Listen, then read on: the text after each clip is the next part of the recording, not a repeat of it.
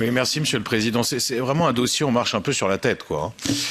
C'est-à-dire, on a la Cour de justice qui dit que le texte n'est pas conforme à notre droit ni à notre politique environnementale.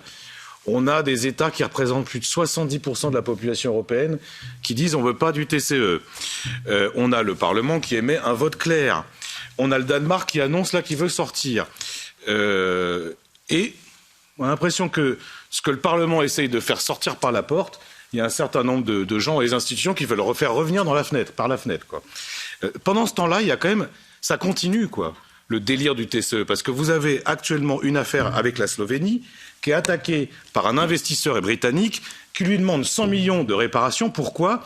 Parce que la Slovénie a osé dire qu'il faut faire une évaluation environnementale d'un projet de fragmentation hydraulique. La fragmentation hydraulique, c'est-à-dire tout ce qu'on ne veut pas et tout ce qu'on dénonce à longueur de texte et à longueur de vote.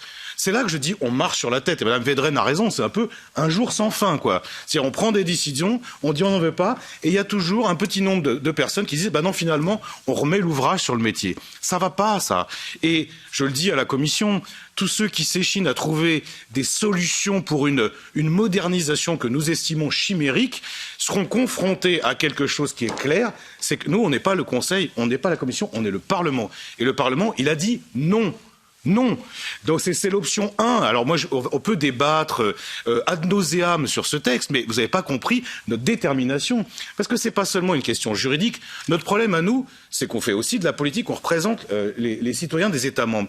Et ils ont dit, faites le Green New Deal, faites une politique qui soit vertueuse d'un point de vue environnemental, arrêtez avec les énergies fossiles. Et vous, pour franchement, des arguties, on nous remet sur le métier un texte dont personne ne veut. Donc franchement, moi je pense que bien sûr, Mme Cavazzini a raison, notre rapporteur, il n'y a que l'option 1 qui est possible.